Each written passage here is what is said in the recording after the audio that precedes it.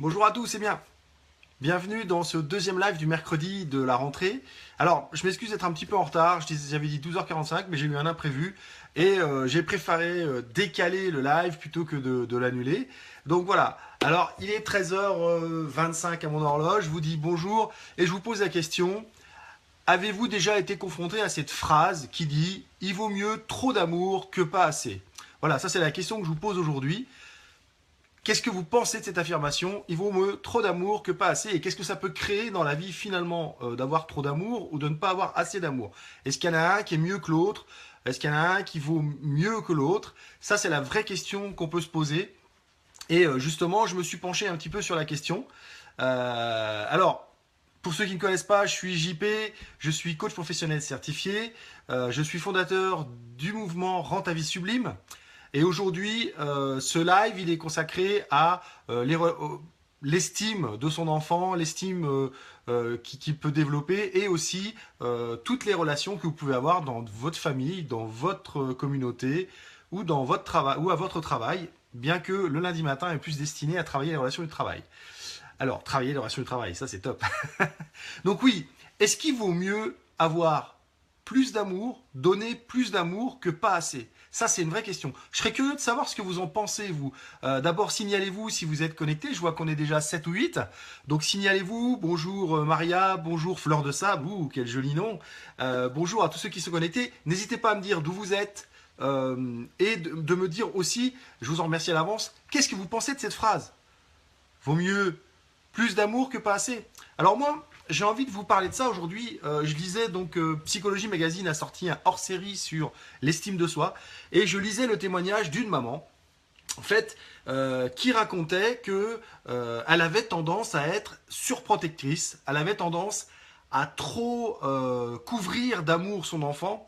Et en fait, c'est pas trop couvrir d'amour son enfant, c'est vraiment ne pas réussir à couper le cordon avec son enfant qu'elle venait de mettre, je crois, à l'école maternelle. Et donc elle racontait que cette première journée d'école maternelle et que chaque fois qu'elle l'emmenait à l'école maternelle, l'enfant ne voulait pas cette séparation. Et elle s'est mise à expliquer que, eh bien, elle avait du mal à le laisser partir. Elle avait du mal à le laisser aller elle-même à l'école. Donc déjà, première chose, pour ceux qui sont parents, je vous le dis, il n'y a pas besoin que vous parliez pour que les enfants comprennent. Si vous n'avez pas envie qu'il aille le matin à l'école, si vous avez du mal à ce qu'il se sépare de vous, croyez-moi, même si vous le cachez, il le sent. Parce qu'un enfant, contrairement à nous les adultes qui avons tendance à réfréner cette hypersensibilité, un enfant, il a cette hypersensibilité en lui et il sent les choses. Vous n'avez pas besoin de lui dire, il sent bien que vous êtes stressé, il sent que vous êtes heureux, il sent que vous êtes énervé, il sent que vous êtes déprimé, il sent tout ça. Vous le savez très bien comme moi que quand ils sont dans ces moments de construction, ils se construisent aussi sur des ressentis et des non-dits. C'est comme ça d'ailleurs qu'on retrouve des adultes avec des croyances ou des sacs à dos terribles dont ils ne savent même pas l'origine, mais parce que tout simplement ce sont des choses qu'ils ont pu sentir même, je dirais, à l'intérieur du ventre de la maman. Donc cette maman racontait qu'elle avait du mal à le laisser le matin, que c'était un véritable drame pour l'enfant, et que finalement, cet enfant, à l'école, il se retrouvait, il n'avait pas de copains, il avait énormément de mal à communiquer avec les adultes et avec les autres enfants, qu'il n'avait pas de copains qui venaient chez lui pour jouer avec lui, qu'il était souvent en train de jouer tout seul. Et cette maman racontait être consciente que c'est parce qu'elle ne, justement, elle ne laissait pas la place à ce que ça se développe, que c'est parce que au lieu de lui dire mais tu sais c'est bien les petits copains, tu sais on peut faire ça avec eux, plutôt que de l'encourager, que d'amener des copains, etc. Elle était plutôt à dire on est bien tous les deux, on s'en sort bien tous les deux. Et en fait voilà. Et on sent bien que dans ce cas-là, il y avait énormément d'amour de la part de la maman. Sauf que, il faut savoir qu'à partir de 3 ans, les enfants, quand ils rentrent à l'école maternelle, 75% de leur vie se passe sans les parents. C'est énorme. Donc si vous ne les préparez pas à ce que ces 75% se passent le mieux possible pour eux, vous imaginez quel enfer va être leur vie.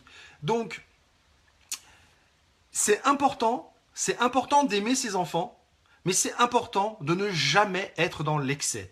Donc en fait cette phrase, elle n'est pas bonne. Non, il vaut pas mieux trop d'amour que pas assez. Il faut de l'amour, mais il faut de l'amour équilibré. C'est-à-dire que Comment va se construire votre enfant finalement? Vous allez devoir, là ce dont on parle c'est l'autonomie, vous allez devoir favoriser son autonomie, donc en lui donnant de l'amour, en lui expliquant que... parce qu'un enfant ça comprend tout, même à 3 ans, et vous pouvez expliquer les choses, il faut les expliquer simplement, c'est tout. En lui expliquant que c'est pas parce que vous l'emmenez à l'école que vous l'aimez pas, c'est juste parce que à l'école, il va apprendre des choses, il va apprendre l'autonomie, il va apprendre la socialisation, il va apprendre aussi à communiquer, il va aussi apprendre les règles, parce que c'est important que les enfants apprennent les règles. Donc, en fait, vous allez faire de ce moment, de cette séparation, un vrai apprentissage riche. Et si vous lui en parlez avec enthousiasme, si vous lui en parlez avec passion, et que vous croyez vraiment, vraiment que tout ce que vous dites va lui amener du bien, eh bien l'enfant va bien le vivre. Pourquoi est-ce qu'il y a des enfants qui vont à l'école maternelle tranquilles sans se poser de questions? Parce que les parents qui les ont mis à l'école ne se posaient eux-mêmes pas de questions sur la séparation et qu'ils savaient très bien que pour leur enfant, ça allait être un pas énorme vers grandir, vers se construire, vers plein de choses qui vont faire qu'il va se développer et s'améliorer. Donc, si parmi ceux qui écoutent, il y a des mamans ou des papas poules, je vous encourage à travailler sur vous et à vous demander qu'est-ce qui fait que vous êtes aussi papa poule, qu'est-ce qui fait que vous êtes aussi près de votre enfant, que vous le surprotégez autant.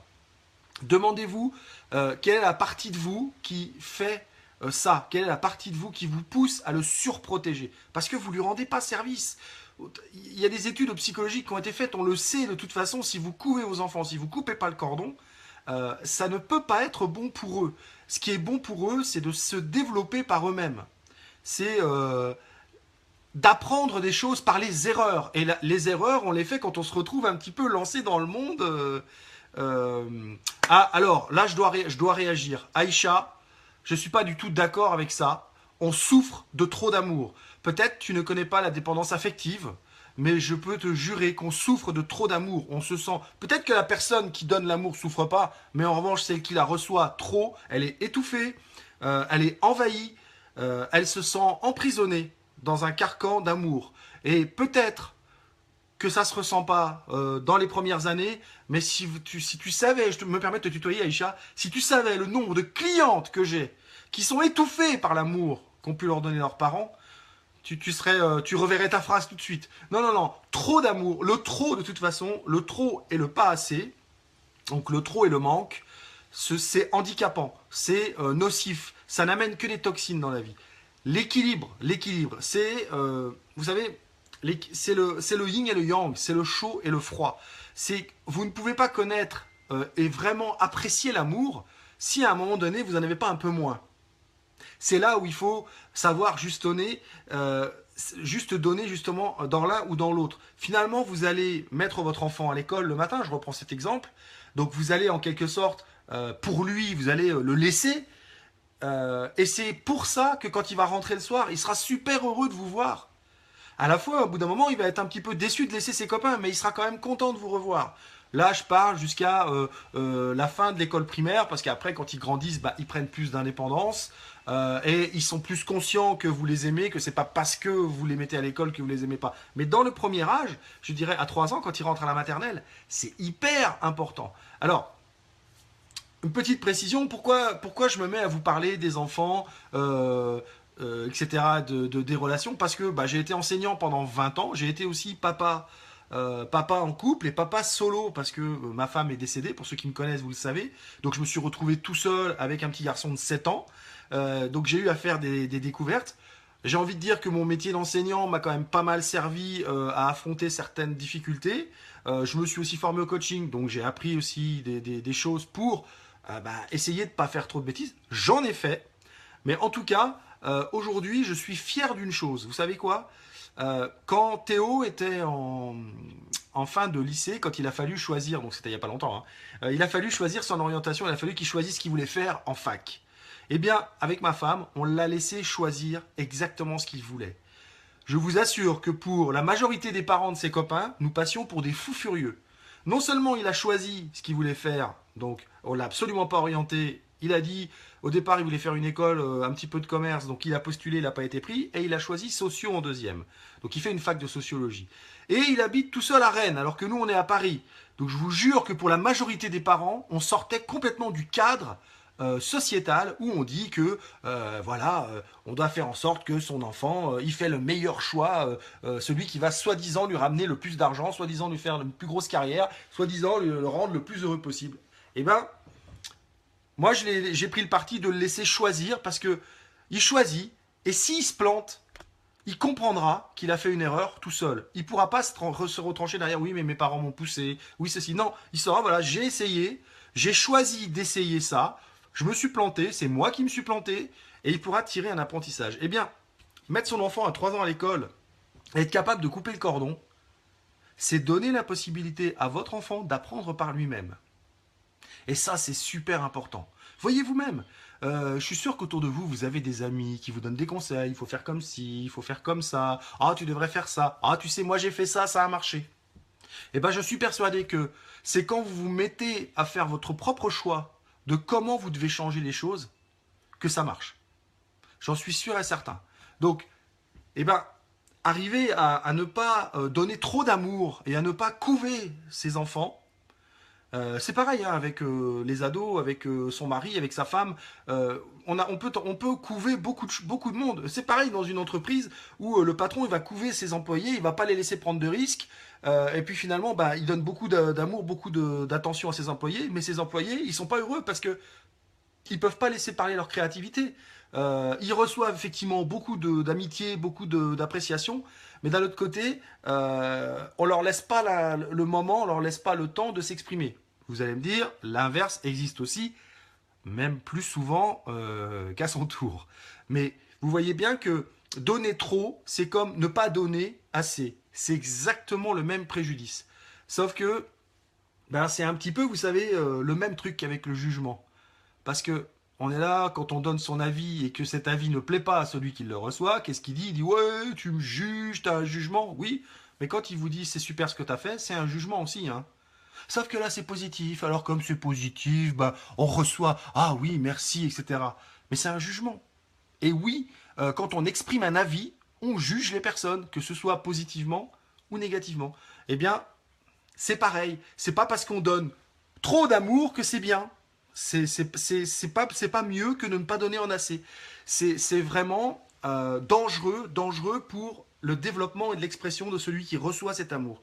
Et puis ça ne lui enseigne pas non plus à être équilibré et à doser ce qu'il fait. Parce que je vois tellement de monde qui est dans l'extrême, c'est tellement plus facile d'être extrême que d'être équilibré. Ben oui, pourquoi? D'après vous. Pourquoi c'est plus facile d'être dans un extrême que d'être équilibré? Allez-y. Je serais intéressé d'avoir vos réponses. Parce que je vois que vous participez un petit peu. Je regarde un petit peu les commentaires. Je vois que vous participez un petit peu. Et waouh, Fleur de Sable, écoute, je suis impressionné de ce que tu écris. Je me permets de le lire à tout le monde pour ceux qui l'ont pas vu. Elle écrit, Fleur de Sable écrit, moi, tellement j'aime mes enfants, elle est divorcée, je les ai confiés à leur père, ils sont plus stables, mais je souffre énormément bien que je les fais par amour. Vous vous rendez compte? Bravo, Fleur de Sable. Je sais pas quel est ton vrai prénom, j'aimerais beaucoup que tu m'écrives ton vrai prénom. C'est extraordinaire ce que tu nous dis, c'est que tu as compris que ton trop plein d'amour ne rendait pas service à tes enfants, et malgré la souffrance que tu peux avoir dans te séparer de tes enfants, eh bien tu as quand même réussi à faire ça, c'est un geste d'amour. Ça c'est un geste d'amour. Bravo, écoute, je suis très, très ému de lire un commentaire pareil, c'est énorme ce que tu nous dis. Être capable de comprendre que on est en train de faire quelque chose d'excessif et que de couper cet excès et de faire ce qu'il y a de mieux pour ses enfants, waouh, je suis impressionné par ça, bravo. J'aimerais, mets-moi-le en message privé, Fleur de Sable, ton prénom, j'ai vraiment envie s'il te plaît, j'ai vraiment envie de l'avoir, c'est extraordinaire ce que tu nous dis. Écoute, moi j'ai envie de t'encourager à travailler sur toi et à essayer de trouver qu'est-ce qui te pousse à donner autant d'amour. Quelle est la partie de toi qui commande à ce moment-là? Et je t'encourage à discuter avec elle pour lui expliquer qu'il y a une meilleure façon. Il n'y a pas que cette façon-là d'exprimer l'amour. et de trouver une façon d'exprimer ton amour qui te permettra de voir tes enfants et de les voir stables et de les voir en étant équilibrés. Franchement, je t'encourage à faire ce travail avec moi, avec quelqu'un d'autre, peu importe. Choisis quelqu'un qui va t'aider à faire ce travail et qui va t'aider à passer le cap de dire il vaut mieux travailler sur soi et être avec ses enfants et leur donner de l'amour, normalement, sans les étouffer. Mais franchement, fais ce travail. Tu as déjà fait une grosse partie du trajet, c'est que tu as eu cette lucidité de les confier pour qu'ils soient équilibrés. Bravo, magnifique. Donc, j'en reviens au trop d'amour. On voit bien que trop d'amour. Vous avez vu? Magnifique. Merci beaucoup pour ton exemple, Fleur de Sable. Je ne sais pas ce qu'en pensent les autres. J'attends toujours que vous me marquiez ce que vous en pensez. Et dites-moi aussi ce que vous pensez du témoignage je ne sais pas son prénom, de Fleur de Sable. C'est impressionnant. Alors, donc, finalement, ce qu'il faut retenir, c'est pourquoi c'est important de réussir à ne pas étouffer son enfant et de communiquer avec lui sur le bienfait qu'il y aura à aller à l'école, par exemple, le bienfait qu'il va trouver dans être séparé de ses parents de temps en temps. Eh bien, parce qu'il y a besoin qu'il se construise, qu'il devienne autonome. Et pour ça, être loin de ses parents lui permet d'être autonome. Parce que je vois aussi tous ces parents qui mettent des caches sur tous les coins de table, qui mettent des blocages dans les portes, etc. Mais avant, il n'y avait pas de blocage, il n'y avait pas de coin de table et les enfants grandissaient sans forcément se faire une bosse. Donc, le truc, c'est qu'au lieu de faire attention après, il va se cogner contre le bout de la table, ça lui fera rien, il va se recogner 1000 fois. Donc, finalement, vous lui supprimez un moyen de faire un apprentissage. Alors oui, il peut avoir une bosse, mais bon, c'est l'apprentissage. Donc, à trop surprotéger, vous enlevez une partie de l'apprentissage et vous enlevez une partie de l'autonomie et du développement de l'enfant. Donc, c'est important de le laisser faire ses erreurs. Écoutez, est-ce que, je l'ai déjà dit une fois dans un live, est-ce que vous savez combien de fois un bébé tombe en moyenne avant de savoir marcher? Eh bien, il tombe 1000 fois. En moyenne, 1000 fois. C'est-à-dire qu'il y en a qui tombent moins, il y en a qui tombent plus. Il tombe 1000 fois. Donc il réessaye 1000 fois. Et il réessaye de façon différente. Parce que lui, il est créatif et puis il n'a pas de filtre. Tiens, ça, les filtres, ça sera le sujet de la semaine prochaine. Pourquoi est-ce que on a des filtres? Comment est-ce qu'ils arrivent, ces filtres? Ça sera le sujet de la semaine prochaine. Donc, cet enfant, il a besoin de développer son autonomie en étant un peu éloigné de ses parents, un peu éloigné du cocon, parce que là, il va être dans de nouvelles expériences, il va rater, il va réussir, il va apprendre, il va grandir. Et puis, il doit intégrer des nouvelles règles. Donc vous devez lui mettre des règles chez vous, et il va en rencontrer des nouvelles à l'école. Là encore, ça va lui permettre de se développer, d'apprendre, de grandir. Et puis, dernier point, eh bien, finalement, il va se retrouver un petit peu en compétition avec d'autres enfants. Ça va pas être le seul enfant, il va pas être tout seul à être aimé par la maîtresse. Il va pas être tout seul à faire un beau dessin à qui on va dire c'est super. Il va pas être tout seul à faire la course dans la cour. Il va être avec d'autres enfants et il va être confronté à la compétition, au challenge, au défi. Et cela encore, ça va lui permettre d'apprendre à réagir par rapport à ça. Vous vous doutez bien que si vous privez votre enfant de tout ça en le surprotégeant, dès que vous le récupérez après l'école, il va chez vous et puis vous l'entourez, et c'est fini. Non, il y a besoin que ce soit prolongé et que vous continuez d'être dans cet esprit de l'ouvrir, de lui apprendre des choses, de maintenir tout ce qu'il va apprendre à l'école, tout ce qu'il va apprendre même en société, j'ai envie de dire. Il n'y a pas que l'école, il y a le parc, il y a le centre de loisirs, il y a plein d'endroits où l'enfant va se développer sans ses parents.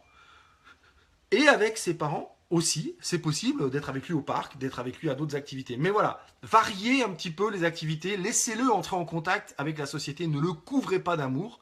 Alors évidemment, je parle même pas de l'inverse, hein. Ça c'est évident, hein. Si vous l'ignorez totalement et que vous ne donnez pas du tout d'amour, l'impact est aussi négatif. Alors là, en revanche, il va peut-être être content d'aller à l'école, parce qu'à l'école, il aura peut-être plus d'amour qu'il n'en a chez lui, et du coup il aura du mal à être à la maison et il va pas se construire correctement non plus. Donc on voit bien que mais ça on en est tous convaincus, on le sait que pas donner d'amour ça peut forcément pas encourager une bonne construction chez l'enfant. C'était plus intéressant de discuter du trop plein d'amour. Alors posez-vous cette question chez vous. Est-ce que vous avez des enfants? Comment est-ce que vous vous comportez avec eux? Est-ce que vous respectez ces trois règles d'autonomie, d'expérience et puis de compétition, et aussi de respecter les règles, parce qu'on voit aujourd'hui que les enfants sont soumis à de moins en moins de règles. On a de plus en plus de mal à leur dire non, on a de plus en plus de mal à leur imposer des règles. Il en faut pour se construire. Sinon, on a affaire après à des ados et à des jeunes adultes qui sont complètement perdus parce qu'ils n'ont aucune règle, aucune structure, ou qui se heurtent à des règles alors qu'ils n'en ont jamais eu. Donc voilà, il y a tout un système à mettre en place. Donc il y a besoin de ça. J'espère que ça vous aura apporté des billes pour vos relations avec vos enfants ou pour relations avec un frère ou une sœur qui a des enfants. Enfin voilà, j'espère que ça vous aura apporté ce que vous cherchiez. Écoutez, c'est simple, si vous voulez voir mes autres vidéos, ben, vous abonnez à la chaîne YouTube. Je vais mettre le lien au-dessus dans quelques instants. Vous pouvez aussi inviter des amis à aimer ma page Rends ta vie sublime et ma chaîne aussi, hein, ma chaîne YouTube. Vous pouvez inviter des amis à aimer ma page Rends ta vie sublime si vous pensez que ce que je fais, mes vidéos, mes lives, peut leur amener quelque chose. Tout simplement, vous pouvez vous inscrire si ce n'est pas encore fait sur ma page Rends ta vie sublime. Et soyez vigilants parce que je vous rappelle que le 5 octobre, je fais un super webinaire sur l'estime. Ça va durer plus de 2 heures. Il y aura 2 coachings offerts de 15 minutes pendant la conférence, c'est-à-dire que je vais coacher les gens en direct devant vous. Il y aura plein de choses à apprendre et j'en profiterai pour vous présenter mon nouveau programme qui est mi-online, mi-en coaching. Donc voilà, je vous annonce tout ça, je vous réannoncerai tout ça à chaque fois dans les lives. Donc n'oubliez pas, vous êtes le principal outil de votre changement de vie. Moi, je ne suis que celui qui met la lumière sur vos problématiques ou qui met le doigt là où ça fait mal, parce que je sais qu'il y en a à qui ça n'a pas plu, que je dise que trop d'amour, c'était nocif. Donc voilà, n'oubliez pas, vous êtes le principal outil de votre changement et de votre transformation de vie. Je vous dis à bientôt dans un live du soir, je ne sais pas encore le thème, je crois que j'en ai trouvé un qui devrait bien déménager. Allez, et n'oubliez pas, le lundi matin, 7h30. Allez, bye!